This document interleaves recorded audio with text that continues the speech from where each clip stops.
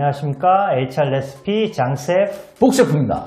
네, 반갑습니다. 네, 반갑습니다. 지난 시간에 예고한 대로 오늘은 그 HR 컨설팅의 세부 항목에 대해서 구체적인 방법론을 좀 설명을 드리려고 하는데요. 오늘의 주제는 뭔가요? 오늘은 직무 분석입니다.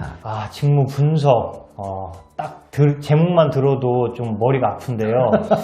자, 그러면은 직무 분석을 해야 된다. 그런 얘기들은 많이 해요. 근데 네. 도대체 왜 해야 되는 건가요? 예, 가장 많이 받는 질문이에요. 왜 직무 분석을 해야 됩니까? 정말 이것을 우리가 명확히 이해하지 못하고서는 직무 분석이 성공하기는 어렵겠죠. 그렇죠.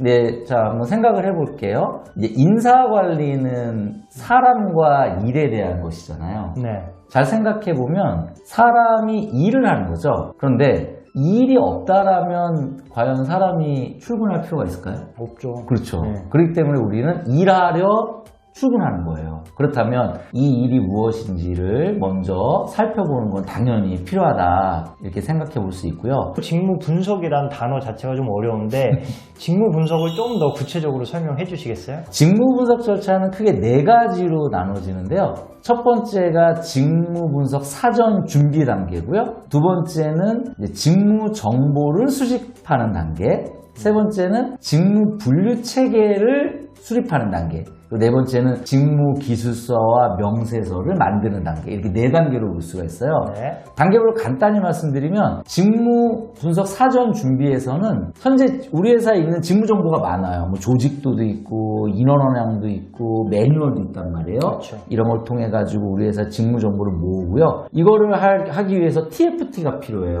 그럼 태스크포스 팀을 일단 만들어야겠죠. 네. 자, 그리고 직무 정보 수집 단계에서는 직무 정보를 모으려면 관찰도 해야 되고 인터뷰도 해야 되고 어떠한 양식을 통해 가지고 직무 정보를 또 수집해야 되는 뭐 다양한 이런 방식들이 존재하거든요. 네. 그래서 직무마다 이런 방식들을 적용해 나가고요. 그리고 세 번째 직무 분류 체계는 직무의 종류가 있고 역할이 있단 말이죠. 그래서 직무의 종류를 이제 수평적 직무 분류라고 하고요. 직무의 역할을 수직적 직무 분류라고 하는데 직무 분류 체계라는 것은요, 우리 회사에 도대체 몇 개의 직무가 존재하는지를 결정하는 거예요. 마지막으로 그렇게 직무 분류 체계가 수립이 되면 그 직무마다 직무 기술서와 직무 명세서를 만드는 것이죠. 네. 그래서 직무 기술서는 그 직무의 내용을 정리하는 것이고요. 직무 명세서는 그 직무를 수행하는 사람의 인적 요건, 어떤 요건이 필요한지를 정리하는 것. 그래서 우리가 직무 분류 체계에 따라서 직무가 만약 100개다. 그러면 100개에 대한 직무 기술서와 직무 명세서를 저희가 작성하게 되는 겁니다. 네. 내용을 들어보니까 우리 회사에 하는 일들이 도대체 뭐고 네. 이걸 이제 카테고리별로 잘 정리해서 그 직무들에 대한 어떤 설명, 그 다음에 필요 요건들을 정리하는 작업 같은데 네, 맞습니다. 그렇다면은 그 회사 사람이 제일 잘 알지 않을까 싶은데 굳이 이렇게 외부 컨설팅을 받아야 될까요? 내부에서 이렇게 인사팀이나 직무 전문가들이 모여서 하면 안 되나요? 예, 물론 가능합니다. 그래서 직무 분석은 회사의 인사팀에서 할 수가 있어요. 네. 그런데 이제 왜 어렵냐면 이 직무 분석 절차를 정확히 이해하지 않고서는 마무리가 잘 안 되는 경우예요. 예를 들어서 어떠한 양식을 배포하고 정보를 얻었는데 만약에 양식에 뭐가 빠졌어요. 네. 그러면 재공지해가지고 업무 연락에 올리면 우리 직원들의 반응은 어떻죠? 굉장히 불편해하죠. 이거 한 번 해야지 왜 자꾸 두 번 일 시키냐 이렇게 좀 불만의 목소리가 나올 수도 있고요. 이런 것이 수차례 반복된다면 이제 신뢰를 좀 잃어버릴 수도 있어요. 그렇죠. 그렇다면 이 직무 분석이 성공하기 좀 어려울 수 있죠. 그래서 이제 회사가 직접 할 수 있지만 이 직무 분석 절차를 정확히 이해하지 못한다면 오히려 컨설팅을 통해서 최초의 직무 분석은 외부에 의뢰를 하시고요. 그 다음에 이것이 보통 수년 단위로 업데이트가 돼야 되죠. 왜냐하면 이제 직무가 변화되는데 과거의 자료를 우리가 직무 분석 결과라고 얘기한다면 직원들은 이거 안 맞아요. 이거 옛날 거잖아 이렇게 그것을 인정하지 않을 겁니다. 그래서 업데이트가 될 때는 이제 회사가 직접 수행하는 것이 저는 가능하다는 생각도 듭니다. 네. 그렇다면 직무 분석 컨설팅을 해야 되는데 하는데 어떤 식으로 진행이 되시나요? 예, 물론 다양한 방식이 존재하는데요. 그냥 하나의 상황을 예를 들어볼게요. 한 300명 정도 되는 기업이다. 네. 만약에 직무 분석을 한다 그러면 보통 최소 3개월 그리고 최장 한 6개월 정도 기간이 소요가 돼요. 네. 그래서 이 직무 분석 단계별로 진행이 되는데요. 그 과정에서 보통은 이제 회의 방식으로 진행을 많이 합니다. 네. 그래서 일주일에 한 번 만나든지 아니면 인터뷰가 있는 때는 좀 더 자주 만날 수도 있어요. 그래서 일주일에 1, 2회를 계속 만나면서 이제 단계별로 진행을 하게 되는데요. 그 단계에서 굉장히 많은 소통이 일어나요. 그래서 리더들과 인터뷰는 굉장히 많이 이루어지게 되는데요. 그 리더 인터뷰의 핵심은 직무의 내용이 제대로 잘 정리되어 있는지를 확인하는 절차도 있고요. 그리고 나아가서 그 직무 분석에서 핵심은 그 직무가 창출할 성과 책임을 도출하는 거예요.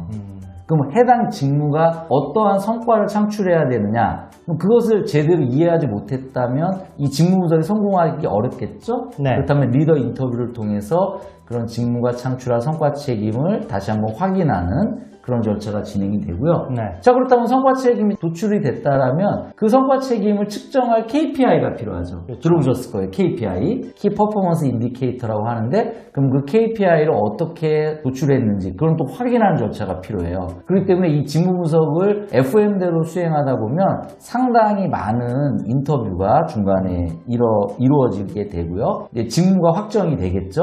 만약에 뭐 직무가 300명 정도의 기업인데 뭐 70개다. 그러면 그 70개 직무에 대해서 이제 직무 기술서와 직무 명세서가 이제 작성이 되는 단계가 진행이 되는데 그 단계에서 이제 구성원들이 이제 참여가 일어나고요. 그것을 또 확인 보완하는 또 그런 절차들이 이제 진행된다고 볼 수가 있어요.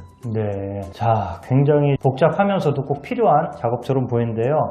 그러면 직무 분석 컨설팅을 할 때 꼭 주의해야 할 점이 있을까요? 첫 번째는 직무 분석의 목적입니다. 그래서 이번 직무 분석을 통해서 우리가 직무의 내용을 명확히 하고 그리고 이제 성과 책임을 도출하겠다 이런 목적이라면 그 목적에 충실해야 돼요.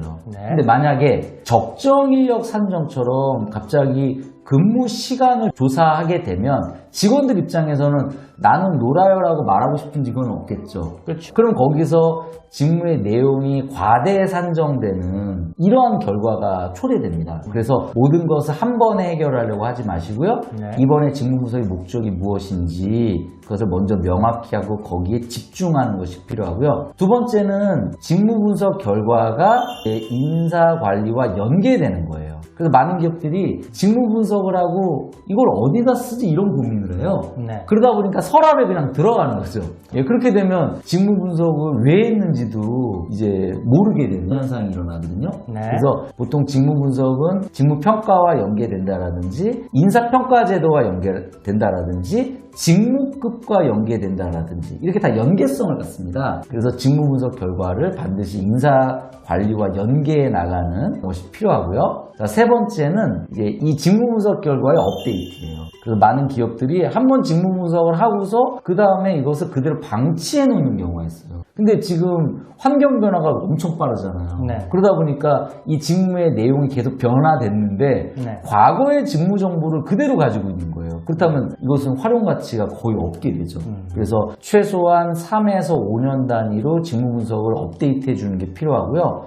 지금까지 그 직무 분석에 대해 잘 설명을 해주셨는데요. 제가 내용을 쭉 듣다 보니까 이렇게 비유할 수 있을 것 같아요. 네. 우리 회사가 예를 들어 서점이다. 네, 서점의 비유를 해보면 서점에서 제일 중요한 게 뭐죠? 책이죠. 그렇죠. 수백 권의 책이 있는데 그 책들을 두서없이 막 책장에 다 꽂아놨다면 찾기도 힘들고 뭐가 중요한지도 모르겠죠. 그런데 이것을 동화책끼리, 소설책끼리, 교과서끼리 이렇게 잘 세팅을 해놓고 그 다음에 교과서 중에서도 초등학교 교과서, 중학교 교과서, 고등학교 교과서 이렇게 분류를 잘 해놓으면 책의 종류도 빨리 찾을 수 있고 그 다음에 책의 중요도와 이 책을 누가 봐야 되는지 어떤 요건을 가진 사람이 볼 수 있는지를 정확히 알 수 있지 않을까 이렇게 체계화하는 것이 직무 분석이 아닌가 생각을 하고요.